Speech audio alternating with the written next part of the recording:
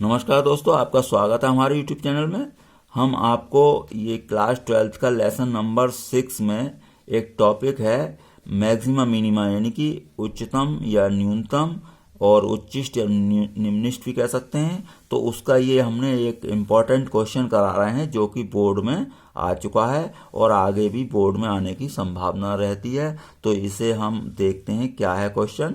सिद्ध कीजिए कि न्यूनतम वक्र पृष्ठ और दिए गए आयतन के लंबवृत्तीय शंकु की ऊंचाई आधार की त्रिज्या की वर्गमूल 2 गुनी है। क्या क्या हुआ इसमें भाई? एक तो यह है कि न्यूनतम वक्रपृष्ठ, हमें वक्रपृष्ठ को क्या प्रूफ करना है? न्यूनतम। और दिए गए आयतन, यानी आयतन हमारा नियतांक रहेगा। दिए गए आयतन के लंबवृत्तीय शंकु की ऊंचाई आधार की त्रिज्या की कितनी है? वर्गमूल 2 गुनी है। मतलब अगर ऊंचाई h है तो त्रिज्या r है, तो हमें ये प्रूफ करना है h = वर्गमूल 2 r। तो अब हमने पहले तो लिख दिया शंकु में क्या क्या होता है। भाई आपका न्यूनतम वक्रपृष्ठ है तो वक्रपृष्ठ तो मुझे न्यूनतम प्रूफ करना ही है। और आयतन का फॉर्मूला लिखेंगे। दूसरा और कुछ हो सकता है तो वो भी लिखेंगे। कैसे? भाई आपने शंकु में क्या क्या पढ़ा है? एक तो आपकी त्रिज्या होती है शंकु में, ये त्रिज्या, और एक तिरछी ऊंचाई होती है और एक h होती है। इनमें भी रिलेशन होता है। भाई ये 90 डिग्री बन गया तो पाइथागोरस लग जाती है। तो यहाँ पर हम लिखेंगे, माना शंकु की त्रिज्या r तथा ऊंचाई h है, तिर्यक ऊंचाई कितनी है? स्मॉल l हो, तो आपका रिलेशन बन गया क्या? कर्ण का वर्ग बराबर शेष दो भुजाओं का वर्ग। तो L² = h² प्लस r²। शंकु में आप पढ़ चुके हैं 10th क्लास में, तो ये होता ही है। अब शंकु का आयतन V = 1/3 पाई r²h। ये समीकरण 2 बन गई, क्योंकि इसका हमें कुछ नहीं करना है, ये तो आपका दे रखा है, उसने दिया है। तो इसका उपयोग केवल चर राशि समाप्त करने में ही किया जाएगा। तो V हमारा नियतांक माना जाएगा। तो समीकरण 2। हमें तो शंकु का वक्रपृष्ठ न्यूनतम प्रूफ करना है, तो वक्रपृष्ठ का फॉर्मूला लगा दिया। क्या होता है? पाई r/l। अब देखिए यहाँ पर एक चर राशि मुझे समाप्त करनी है, मान लीजिए L या R। तो देखो R भी स्क्वायर में है और L भी स्क्वायर में है, तो मैंने इसको स्क्वायर बना लिया है। इससे कोई फर्क नहीं पड़ता है, तो अपनी तरफ से हमने s² की पूरा स्क्वायर कर दिया। तो क्या बन चुका है? ये π² r² l²। अब समीकरण 1 से l² का मान रख दिया हमने h² प्लस r²। अब भी आपकी दो चर राशि रह गई हैं इसमें, एक h और एक r। अभी एक चर राशि को और समाप्त करना है।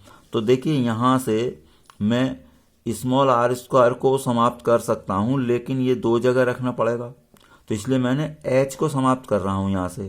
तो h का मान कितना हो जाएगा? तो देखिए ये 3v इधर गुणा में जाएगा, तो 3v, और पाई r² क्या हो जाएगा? अपॉन में आ जाएगा। तो मैंने यहाँ पर समीकरण 1 से 2 से h का मान यहाँ पर रख दिया। लिख सकते हैं आप ऐसे साइड में। तो समीकरण क्या लिखेंगे आप? 2 से। तो ये समीकरण आपका क्या आया? 2 से h का मान। तो h का मान रख दिया, इसका होल स्क्वायर है, तो इसका 3v का होल स्क्वायर हो गया 9v² अपॉन π² और r की पावर 4। अब देखिए ये बाहर भी है कुछ, तो इसे अंदर मल्टीप्लाई करिए। तो अब अगर अंदर मल्टीप्लाई करेंगे तो π² कैंसिल हो जाएगा और एक r² कैंसिल हो जाएगा, तो अपॉन में बचेगा r²। इसे भी मल्टीप्लाई करो तो π² और r² इंटू r4। अब ये आपकी जो समीकरण बन चुकी है, इसका हम डिफ्रेंशिएशन करते हैं। इसे आप s² को, ये तो अपनी तरफ से हमने बनाया हुआ है s², तो इसे आप y समझें केवल अकेला। तो इसे हमें पावर पर ध्यान नहीं देना है। तो अब डिफ्रेंशिएट करेंगे इसका, तो एक चर राशि हो गई ये पूरी। तो एक चर राशि बनने से अब देखो b तो नियतांक था, उसने दिया था, दिए हुए आयतन या जो भी कहेगा कि दिया हुआ ये, दिए हुए वक्रपृष्ठ, दिया हुआ संपूर्ण पृष्ठ, उसे हम क्या मानते हैं? अचर। तो हम r के रेस्पेक्ट में करेंगे, तो differentiating with respect to r। तो ds/dr पढ़ें से s² हमने अपनी तरफ से करा है, तो इसे बंद रखें ऐसे ब्रैकेट, तो इसका हमें पावर का नहीं लगाना है। तो ds/dr = इसका आप डिफ्रेंशिएशन जैसे जानते हैं वैसे करेंगे ही। r² को ऊपर ले जाएंगे, r की पावर -2 होगा, फिर पावर इंटू पावर -1 होगा। तो मैंने ये लिख दिया डायरेक्ट। तो -18b² प्लस R4 का क्या होगा 4r3, तो प्लस 4π²r3। ये आपकी हो गई समीकरण नंबर 3। अब उच्चतम या न्यूनतम मान के लिए क्या रखते हैं, इसे 0 रखते हैं dy/dx को, या जो भी है यहाँ पर ds/dr, इसे 0 रखते हैं। इससे हमें कुछ वैल्यू सॉल्व करते हैं तो स्मॉल r आपका निकल जाएगा। तो मैंने चलिए यहाँ पर रख दिया 0। अब ये माइनस का है तो एक तरफ इधर जाएगा तो प्लस हो जाएगा। अब देखिए यहाँ पर कुछ कैंसिल हो जाएगा, देखो 2 दूनी 4 और 2 नेम 18। अब क्या b² हो जाएगा r³ इंटू r³ r6 और 9 अपॉन में पहुंच जाएगा। तो आपका b² निकल जाएगा 2/9 और π²r6। तो ये 2/9 π²r6। इससे आप चाहें तो r की वैल्यू निकाल लें। कैसे भाई, 9b² हो जाएगा अपॉन में 2π² जाएगा, तो r6 की वैल्यू आ गई। या r कितना होगा भाई, इधर 6 पावर है तो इधर 1/6 पावर लग जाएगी। अब क्या करते हैं, इसके बाद r की वैल्यू निकल गई। अब जो समीकरण 3 आई है, यानी कि जो जहां अवकलन किया होता है उसी वाली समीकरण का पुनः अवकलन करते हैं। देखिए ये है हमारी समीकरण, जो एक बार अवकलन कर चुके हैं, इसका हमें दोबारा अवकलन करना होता है अगला स्टेप। तो समीकरण 3 का पुनः अवकलन करने पर, तो एक तरह से यही थी, तो इसको मैंने लिख दिया d/dr। देखिए हमने कहा था पावर से नहीं बोलेंगे, तो ये तो हमारी नज़र में y या s है, तो d2/dr² हो गया d/dr।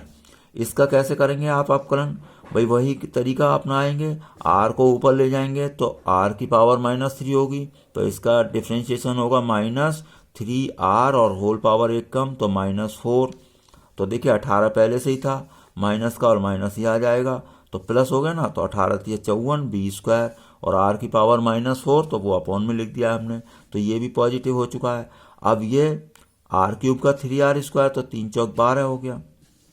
अब r की पावर यानी कि r की जो वैल्यू थी उस पर हमेशा इसको चेक करते हैं, जो दोबारा अवकलन होता है उसका मान चेक करते हैं कि निगेटिव आएगा या पॉजिटिव। तो r की पावर 6 इक्वल टू था हमारा 9b²/2π² के लिए। अगर सोचो यहाँ पर r की वैल्यू रखी जाए तो कैसा आएगा, सभी पॉजिटिव आएगा।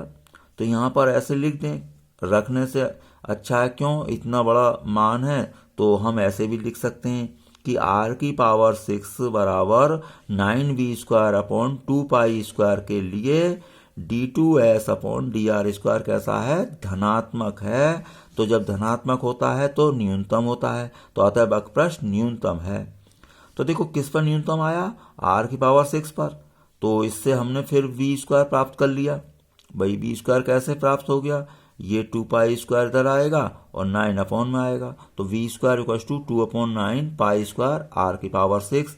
अब ये स्क्वायर हटाया तो स्क्वायर रूट लग जाएगा, तो स्क्वायर रूट 2 9 का 3 हो गया, π² का पाई हो गया, r की पावर 6 का स्क्वायर रूट r³ हो गया। तो आपका v निकल चुका। अब देखिए समीकरण 2 से v हम पहले से ही जानते हैं, ये था 1/3 πr²h। अब v की वैल्यू ये एक और निकल गई है, तो दोनों v को हमने क्या कर दिया, बराबर रख दिया। अब देखो यहाँ से पाई कैंसिल हो जाएगा, आपका 3 कैंसिल हो जाएगा और एक r² से ये r³ की पावर कैंसिल हो जाएगी, तो इधर बचा h और इधर बचा स्क्वायर रूट 2r। तो आपका ये इस तरीके से प्रूफ हो गया कि ऊंचाई त्रिज्या की वर्गमूल 2 गुनी है। तो ये आपका क्वेश्चन समाप्त हो गया है। आपको वीडियो अच्छी लगे तो अधिक से अधिक दोस्तों को शेयर करें। वीडियो देखने के लिए आपका बहुत बहुत धन्यवाद।